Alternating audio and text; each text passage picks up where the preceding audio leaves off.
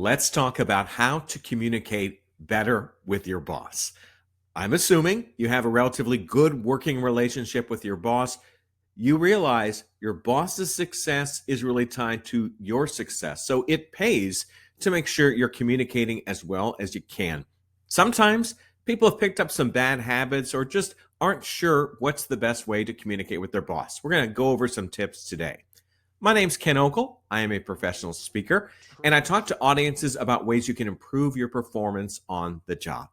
Our first tip is to make sure that you're not waiting too long to share information, especially bad news. You have some information, you know the boss will want to know about it, and yet, maybe I should wait till later. They don't seem like they're in a good mood. Okay, think about it like this. Bad news is bad news. It doesn't get better over time. It's not a fine wine. If there's bad news, convey the news as soon as you can. This gives the boss options. Time gives you options in terms of reacting to a bad situation. If you give it at the 11th hour, the options, there are a lot fewer, and you may understand why the boss may be upset at the bad news and also upset at you if you've been holding on to the information. Hoarding information is never a good idea. When you bring a problem or a concern to the boss, make sure you're also bringing a few solutions with you. As a boss, you're really busy, you got a lot going on. If you hear about a problem, you may feel like, I got to drop everything and look into this problem and try to figure out what to do. It helps so much if the employee brings some possible solutions.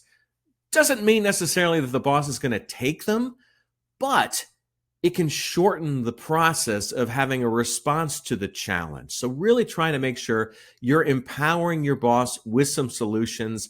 That makes you a much more valuable employee. Give this strategy a try. Along those lines, realize your boss cannot perform magic. Your boss is not Harry Potter. There may be some situations where there's a problem or a potential issue. The boss can't do anything about it. Yes, your organization might do a lot better with a brand new phone system. It's just not in the budget.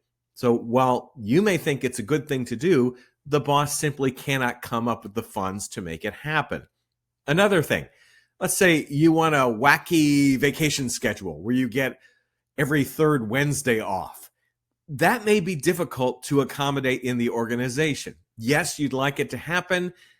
Is it possible? Can it be done without the use of magic? If so, it may be an unreasonable request. Final tip for communicating to your boss, are you keeping in mind that you want to set them up for success? You want to do whatever you can to support them in their role. It sounds obvious, but sometimes we think of our supervisors as these people who don't have feelings and other things going on in their lives or other pressures that they're dealing with. Don't just feel like you can go into their office Friday afternoon with a big problem, throw it down on their desk, walk away saying, have a good weekend, and expect everything to be solved by Monday. Try to be an active participant in your communication with your boss. For more about me, go to my website, kenokel.com. While there, you can watch some clips from my speaking presentations. You can find out more about my podcast, The 2-Minute Takeaway, and you can read some of my many articles. Hope you're doing well. I'm Ken Okel.